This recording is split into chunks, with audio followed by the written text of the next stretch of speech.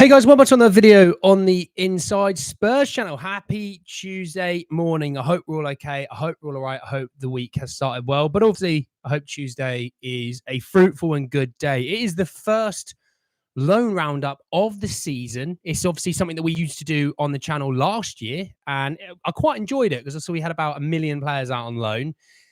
This year, somewhat no different. We've got quite a few players out on loan. So to give you a bit of a heads up of how it'll work, we'll go through that. We'll go through all the players' performances, and there's some really good stuff this week. And it's so nice to do these loan roundups when there is good news to talk about. I want to say that if you're watching this and you're new, subscribe. You're very much welcome to join us for the journey. But the way the loan roundup truly works is we talk about the good, the bad, the ugly. So, you know, the ugly is a player not playing. The bad is someone not having a great game. The good is someone obviously having an absolute stellar performance, and in turn helping Spurs in the long run, be it through a sale or integrating into the first team. So we're going to be talking about that. You know, we're going to be talking about Leeds United, Oxford. We're going to be talking about Espanyol, Girona. So we're all across these leagues. So it's a really good thing. I used to really enjoy this last season, and I hope you do too. So let's get into it. Morning, Spurs. Morning, Dan. First of the season. Good to have these back. Absolutely good to have these back, mate. I've missed these. I have absolutely missed these. It's so nice to do these. Morning, Oscar. How are you, mate? Morning, EZ. Yeah, we'll probably do something similar as well within international breaks. You know, talking about all the boys out on loan. All the boys out on loan. All the boys out playing across the world. We'll be talking about those as well. Morning, Annie. That result still stings today. Looking forward to hearing about these loans. Great content. Thanks, mate. Appreciate that. Going to be watching a lot of Leyton Orient this season. Yes, well, 2 players out of Leyton Orient this season, which for loan roundups makes my job so much easier. It means I don't have to, you know, research 1,000 teams when 2 play in 1. Morning, Sonia. So let's jump in, and I want to start. And actually, I'm going to start with the man on thumbnail. I'm going to start with Bryan Gil, because if you're not aware about how Girona have started this season, that's fair enough. I don't think a lot of people do know how Girona started this season. I think, well, they're sitting in 5th at the moment. Played 2. They won 2, drawn 1, lost 1. You know, it's earlier on the season, so I'm not going to care too much about it. But Bryan Gil has been on the score sheet already this season for Girona. He's playing week in, week out, which is also a key thing to remember in all this. Playing week in, week out, 0 complaints there. He starts on the left wing, okay, for Girona. I mean, if you look at this Girona team, Paulo Gazzaniga starts in goal. You've got Daley Blint at centre-half, Oriol Romeu at centre midfield. You know, you got players that everyone sort of knows from their time across their times in the Premier League. I mean, Donny van der Beek sitting on the bench, Christian Stuani, you know, Arnaut Danjuma, you know. So there's a few ex-Spurs players playing in this team. But Bryan Gil, all things considered this season, has been one of the bright spots for Girona. Now, he's on loan, and we know about the fact that Spurs extended the deal an extra year. And, you know, the idea that maybe we can obviously maybe move these guys on, you know, for more money come the end of the summer. He is one of those guys, being obviously in his young 20s, has a good season. Hell, he has a good season and really shows out. Spurs might have to look at it and go, actually, hang on a second. Maybe we're wrong. Maybe there is a player here. Or if not, Spurs will go, we can cash in. We can get a few quid for this guy now. And everyone wins. But he played 89 minutes in a 2-0 away win, away to Sevilla. So, again, a really good, solid outing for the boy. Hashtag Ange, I agree, Dragon, mate. Still stuck upon the game. That result was not an Ange. It's not his fault. We did not score those goals. Yeah, that's it. Got to move on, though. We've got to move on, though. Morning, Andy. Hope you well. I'm very well, Kate. I hope you are even better. We won't win a trophy and won't finish top 6 below you and make a profit. Okay. Hey, Les, mate, how are we? Hey, Ivan, how are we? So, moving on a little bit over to a goal scoring, but also a goal scoring winner for Alejo Veliz for Espanyol. 2-1 win at home to Rayo Vallecano.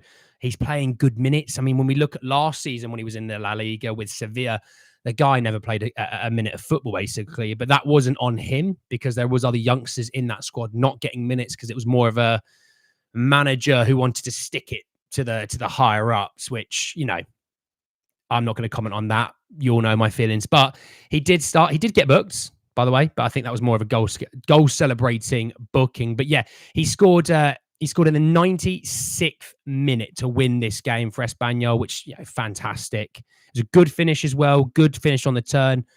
Really happy for Alejo, because I think a lot of people are going, why are we sending him there? It's, the Spanish league, Espanyol not good. Why don't we get him to the championship? Blah, blah, blah. The guy hasn't played in the top 5 league, really. I mean, look, he's had a few minutes here and there, but you know what I mean? He hasn't seriously played any real minutes in a top 5 league. And sending him to a country where he knows the language, it's going to help him with his development and settling into a top 5 league. I kind of got it. And the fact is, he's going to be playing quite frequent minutes, and that's all we bloody care about, if I'm honest. We don't care about, is he playing in the Championship? Is he playing in League One? My care is he playing? That's all I want him to do, is play. I don't care about the league. I just want him to play. Just about 3 games into a long 38-game season, potentially 52 games. There's a lot of football to play. There should be no panic at the stage. No panic at all. Once the forward line clicks and start their chances, we'll be in a title race. So there you go.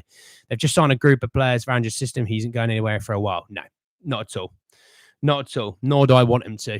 There can't be anyone more Ange than me. Moving over to a clean sheet boy. Stoke City away to Plymouth Argyle. Ashley Phillips, clean sheet. Fantastic performance for Ashley Phillips. Obviously, this is playing against his former club last season. Obviously, he was at Plymouth Argyle last season. Look, he started this season really well for Stoke City. He absolutely has. I mean, they've actually been on. I think before he got there, they were struggling a little bit with performances and keeping clean sheets and what have you. But actually, since he's arrived, just want to double check this game. He played. His first game was a 5-0 a win away to Middlesbrough in the EFL Cup. Obviously, Middlesbrough are a championship side as well. Then obviously getting a clean sheet away to Plymouth. I mean, Stoke's sitting in 11th, but you know what I mean? They played 4 games. Like, I'm not going to worry too much about the league standing. But the fact is, he's got in there and they've kept back-to-back clean sheets. And he's been a big part of both of those games. I mean, I had a bit of a thought process on this, but I really like Ashley Phillips. I mean, he's played pretty much 76 minutes in both games. Is there a case where you're sitting there going, well, Vuskovic is coming next season. You got Ashley Phillips at Veliz next season. Do I sit there and thought, I think Alfie Dorrington is a year or 2 behind them. I think he's the next one to go out on loan to see if we can get him minutes. Because I think those two are a little bit further ahead. I mean, you got Vuskovic, who, if I'm correct in saying, the Belgian league overtook the French league in terms of top 5 leagues. The French league isn't a top 5 league anymore. I think it's the Belgian league that is. Don't hold me to that, but I thought it was. Still mad about our loss. It's Tuesday. Come on. Veliz always looked better than Dane. Dane is getting poor amount of game time at Oxford, not looking good. Well, I'm going to come to that in a minute, Luke. So will Solanke play against Arsenal? My shout is yes. Everyone looks on loan, looks great. So far, the ones that have been playing more frequently, I'd say so. But yes, I'll let you talk to one another about the game. I'm going to move on because I want to talk about Manor Solomon out at Leeds United. Now, obviously, I kept up to date with Leeds United all last season because all season they had Joe Rodon there, but obviously the first half of the season had Jed Spence there as well. Funny how things turn around. Manor Solomon, though, playing in this game, he played 74 minutes, which that's not bad for a guy that hasn't really played any minutes in about a year. Yes, he's had a bit of preseason, but preseason's always been like 30, 45 minutes game, worth of football. You're not having that much time. In fact, he played 74 minutes in a 2-0 home win. Fantastic. On top of that, though, just want to come down here. It was how many minutes before he got substituted? About 11 minutes before he got substituted. He actually provided the assist for their first goal. So off the mark with a goal or an assist already so far this season. Solid outing for him, really. And again, another one of those that if he does really well at Leeds and just absolutely shreds it up and he looks like an absolute player again, Spurs have got a situation where they go, actually, we may not need to go get another winger. Maybe we're happy with what we've got. Maybe Timo Werner goes back, and this isn't a Timo Werner bashing segment, so please don't someone go, I don't know why we loaned him back, because I'm not interested in talking about that right now. But if he is to go back, Manor Solomon may come in and take that position. There's that potential. If not, like I said, with Brian Hill, you might just cash in and get 10 to 15 million potentially on him. Brian Hill, you might get something similar. If they turn out to do really well, and Girona, obviously, not a high-profile team in La Liga, but after last season finishing where they did, I think they're They're in Europe this season, right? I think. Don't hold me to that one. I'm going to actually check that. Let's just quickly check because it will tell me. Yeah, they're in the Champions League. So Brian Hill's going to be playing Champions League football this year. So technically, it's not. Technically, we banter Brian Hill, but he did upgrade at least. Again, if things look good and he plays that much football, Spurs get to cash in. Let's always think about that. Let's always think about that, moving the bottle out of the way. Hi, guys. Just saw them play well. Adiz, I didn't check your comment, but yes, thank you for saying Girona are in the Champions League. He did play well. Someone did play well. Again, it's context. With a lot of the players that I talk about, it's always context. You think, I'm not sitting here thinking Manor Solomon should drop hat-tricks every week. The guy's still not remotely fit. He's still not got his sharpness back. And the fact with Leeds... Obviously, I know it's international break now, but the fact with Leeds will play quite frequently. You've got to think 46 games in the Championship. Let's say they have an all right couple of cup runs. You're going to be playing over 50 games a season. Not you entirely, but Leeds will be. So you've got so much opportunity to play football. It's good news. Moving over to the last little bit of good news. I want to talk about old Barnsley. Because they won 3-0 away to Crawley Town. Now, you're probably thinking, Andy, that's I don't care. That's nothing for me. What's the big deal? I mean, they're sitting in 7th at the moment in League One after 4 games. Winning 2, losing 1, drawing 1, scoring 2 goals a game, which is quite decent. But the reason why I mention it is Matthew Craig's playing there. Obviously, Matthew Craig had a really great loan spell out at Doncaster last season. Coming into this season, a step up, moving up a league into League One. He's played the full 90 minutes for Barnsley. And again, just one of those players that he's never going to be the flashy, I'm going to score all these goals, I've got all these assists. But he's one of those that you just rely on to give you a 7 out of 10 every week. And I was looking at so many of the ratings last season when he played for Doncaster in League 2. Quite consistently played 6.5, 7 out of 10 and above. Jumping up a league, which is great. And I want to come to the next guy in a minute to sort of just compare. If this goes well, there's no reason why an Alfie Devine trajectory maybe comes into play here where they go, well, Alfie Devine was great at Port Vale for half a season. We then moved him to Plymouth in the Championship. Not his fault how that went. We're not going to go through that. But Matthew Craig has a really good 6 months there. Is there a situation where they go, actually, we're going to move you up a league. We've got some interest in the Championship. We want to move you there. We want to get you 6 months of, higher level football. I mean, Alfie Devine was on the bench against Newcastle. So he's going to be in and around the squads, which is going to be great for us. And I'm looking forward to seeing more and more of Alfie Devine this season, by the way. It was one of those, I think everyone was waxing lyrical excuse me, about like Archie Gray and about Lucas Berval and Mikey Moore and Lancashire. And I was sitting there going, I tell you, Jamie Donnelly's pretty damn good at left back so far for a guy who's not a left back. I was like, Alfie Devine looks really good in the midfield. And I don't think they got spoken about enough, in my opinion. Hill has a 15 million release clause, I think. I'll have to check on that. Because I can't remember exactly now. Morning, Jazz. How are you?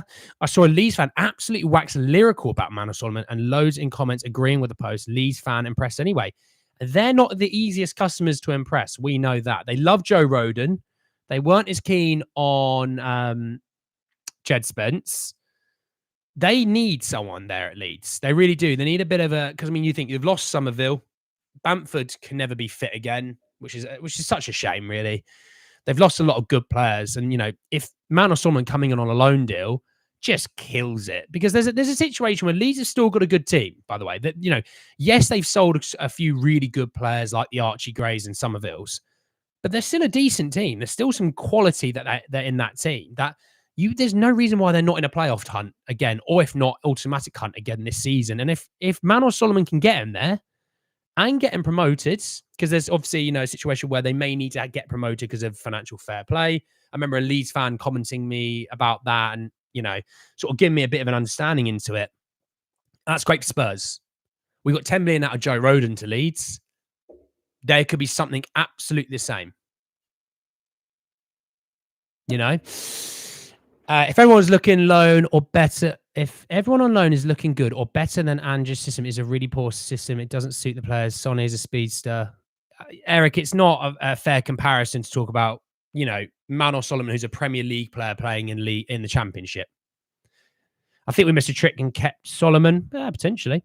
And he's an international break for only 1 week. To give you the exact dates, obviously it's 3rd of September.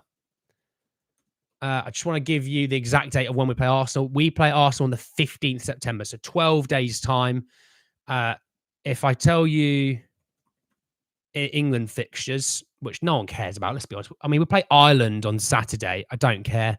I couldn't tell you, by the way, who we.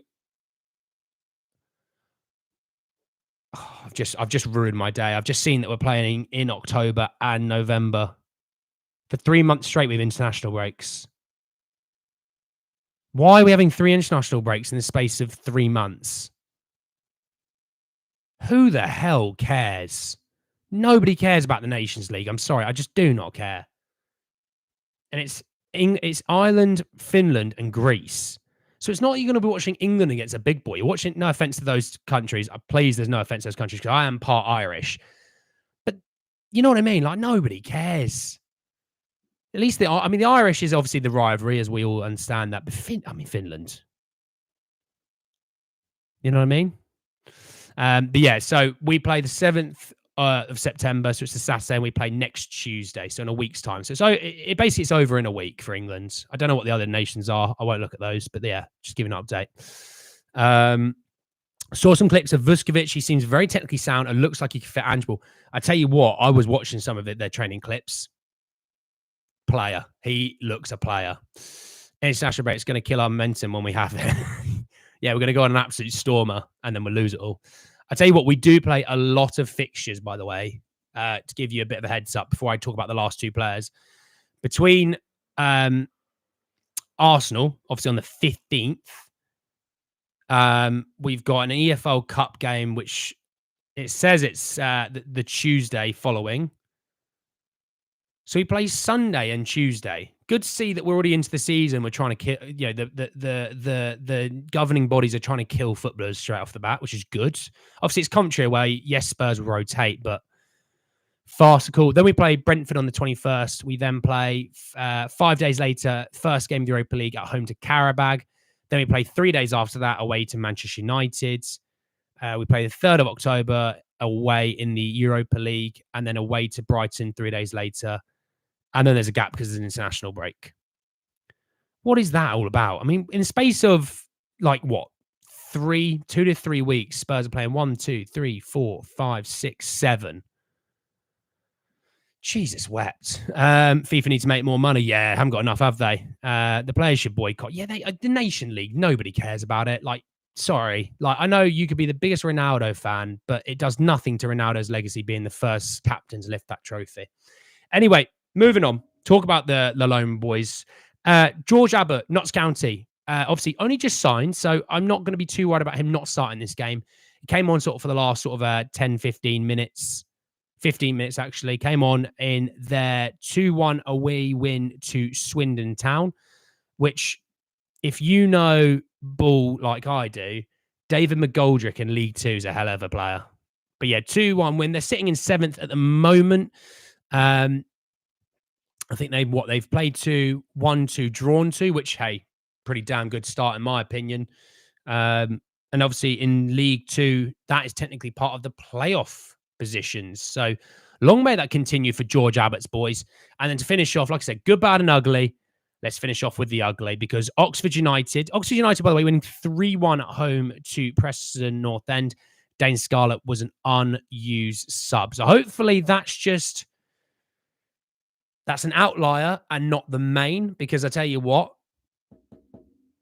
I don't want to be talking about our loan roundups with that boy not playing any football, because I did it last season with Ipswich Town, and no one predicted Ipswich Town to do what they did last season, which I think played into the fact that he didn't play enough minutes because the strikers were doing so well. But I'm not going into this season with Dane Scarlett playing. He played 181 minutes, I think, in 6 months of football.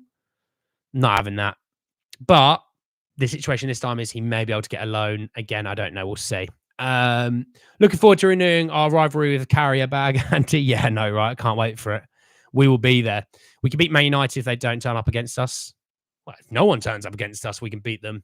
If you've ever played six-a-side, if they don't turn up, the other team don't turn up, you win the game. You get the 3 points.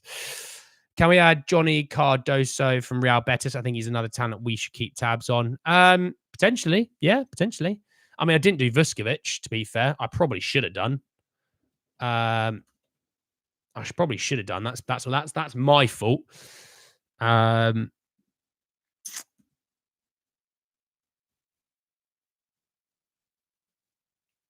Yeah, what we'll do then is, we'll sorry, I have mucked up. I should have put Vuskovic in there. But what we'll do is we'll put Vuskovic in there.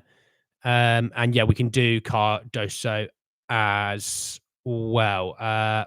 It's Westerlo, isn't it? How do they get on? Oh, they lost 1-0 away to Genk. Vuskovic started. Played 90 minutes. That's still good. It's still good. Gent, not an easy team out there. I'm surprised Saudi Club didn't bid for Regulon on deadline day. Well, I'll tell you what, let's have a quick look.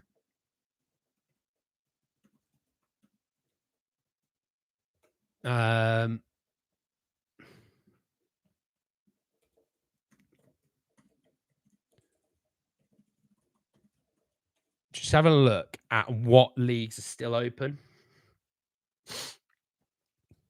Hopefully it just gives me a list. Yeah, it just didn't give me a list. Good. Oh, this might be it. Transfer market might help me here. Transfer market. Here we go. So we're 3rd of September. So there's still quite a few open. What would be notable for everyone to look at? I mean, Mexico, Greece. Greece is still open. Russia's still open. Switzerland is still open. Poland. Belgium still for a few more days. I mean, I talked about being a top 5 league. Turkey, you've got 10 more days. Serbia, 10 more days. I don't think is there any other good? That's right. Panama is still open for another 88 days. The UAE is still open for another month. So, yeah, plenty of windows still to be had. Hopefully, we still get that move for Regulon. Hopefully, we do. Solomon was outstanding his league debut against Hull City. We could have used him against Newcastle. Could have used a striker, mate, to be honest. But we shall see. But yeah, we'll like I said, every Tuesday going forward, every Tuesday morning, we will do our loan roundup on this channel. So make sure you're alert and aware. When we have these international breaks, I will try and do an international loan roundup once a week of the guys out on loan as well. Obviously, it's not the season at the moment, so content-wise, obviously a lot more quiet. So we'll definitely bring that in as well. Second channel, by the way, we will have a new F1 video up there on the second channel today. Description, follow, give us a subscribe down below. We'll be up there today, and I'll be recording some more stuff today as well for the gaming side of things. So that'll be good. We've got to face a raucous crowd at Galatasaray. Yeah, Osimhen joining new Galatasaray. Interesting. Yeah, a guy who was hoping for Chelsea or Saudi got Turkey. Not sure how that's worked out for him. But yes, we may have to face Osimhen in the Europa League, but we'll see. Not worried about it right now. Let's worry about it when we get a bit closer to it. But thank you all so much for joining me this morning. Enjoy the rest of your mornings. Enjoy, hopefully, getting some sun. It looks pretty nice outside, so get some sun, and I'll see you all a little bit later to talk a little bit more about Spurs. Enjoy the rest of your days, everyone. Peace.